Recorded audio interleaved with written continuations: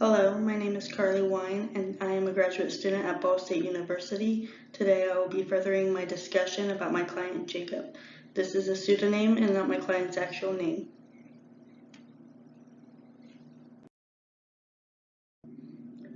First, I will be discussing current interventions being used with Jacob. So we are currently using functional communication training of MyWay in an attempt to increase Jacob's appropriate verbal communication. Jacob is doing well with this, as he has begun at phase 3 of putting whatever item he has down and or giving staff direct eye contact. However, like many interventions before, Jacob is very intelligent and is beginning to attempt to manipulate MyWay to request inappropriate items and or environments. To give some context, Jacob has had many interventions completed with him in various different settings and environments. As stated in the previous case study, Jacob has been in multiple school settings, transitioned to local environments for intensive behavioral concerns, transitioned back to typical school settings, and is currently in a private school sector for children with autism. In the past, interventions included denying access, removing the audience as Jacob is a big attention seeker, planned ignoring, seclusion, switching staff upon request, and skills-based treatment. All of these interventions are effective for short periods of time. However, Jacob is very intelligent and these interventions work until they don't.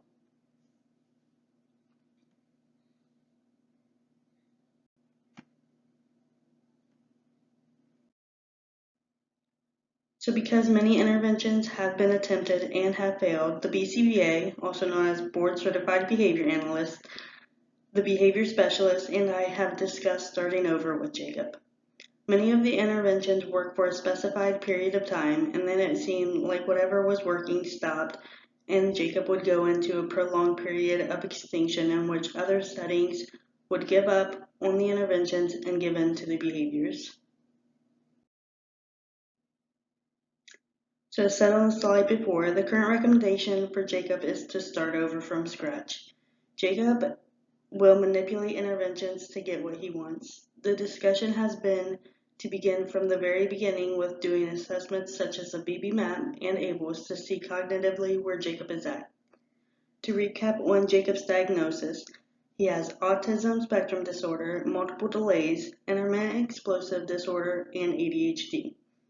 However, none of the specialists who work directly with Jacob believe he has accurate diagnoses and do not believe that he has autism or developmental delays, which makes this case a tricky case. So currently, Jacob is using MyWay, but this is potentially going to be pulled as his intervention because of the manipulation factor. Jacob understands what is required, however, is not effectively doing what is required or is asking for MyWay to ask for items or environments that he is not permitted to have or be in, and then engaging in the target behaviors when directed of what MyWay means.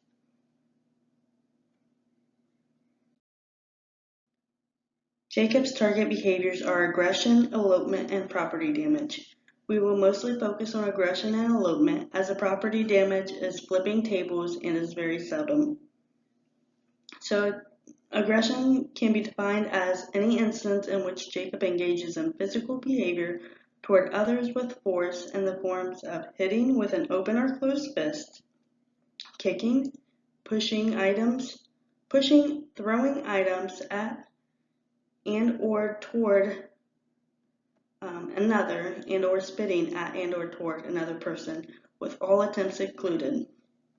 So examples would include Jacob is told to sit in his chair and he walks toward the staff and begins to hit them with an open palm and then proceeds to push them.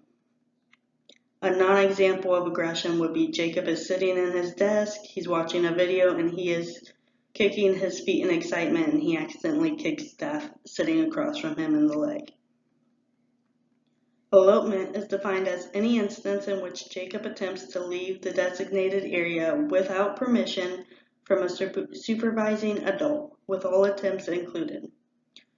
So an example would be Jacob running out of the classroom into the hallway. That would be considered elopement.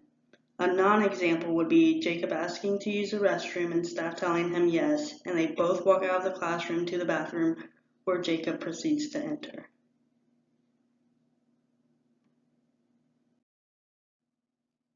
This next slide addresses a plan for unwanted effects. As said before, Jacob has engaged in extinction bursts during interventions in which problem behavior is low and the intervention is appearing to work, and then all of a sudden Jacob has higher amounts and more intense amounts of the target behaviors we just talked about. When Jacob engages in his target behaviors, both aggression and elopement, typically he engages in screaming behaviors as well, where he will aggress towards staff and attempt to elope out of the classroom, where he will then yell and scream in the hallway and attempt to gain attention from others around, staff or students. And this behavior typically lasts anywhere from 20 minutes in duration up to 2 hours in duration.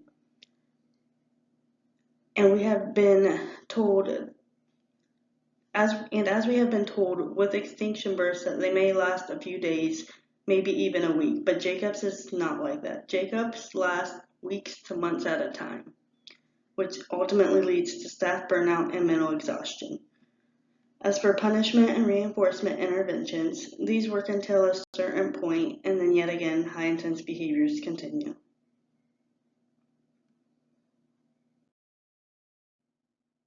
Currently, client progress and treatment integrity are being maintained by the behavior specialist and this grad student.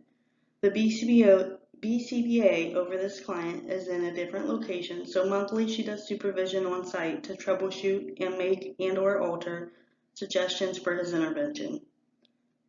Weekly, she's also available to talk via Teams meeting to help with any issues or concerns that may arise throughout the week.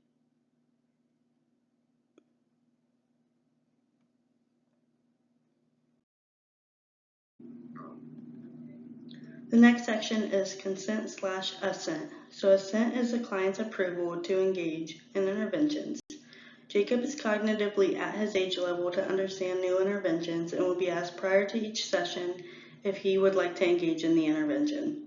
As for consent, which is a legal guardian approval or disapproval of interventions, Jacob's parents are communicated with prior to starting new interventions, or if there are changes within the interventions, they are notified and asked if they are okay with such changes.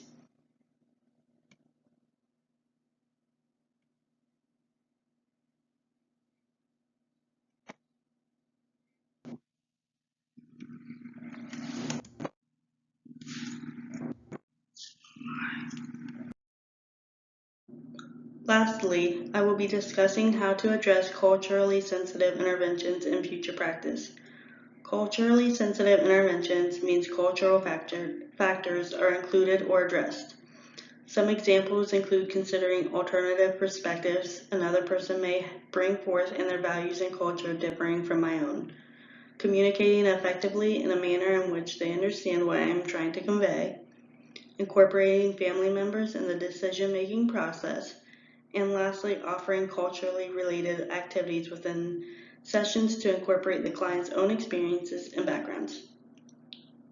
Thank you for watching my video and for joining me in the second case study for Jacob.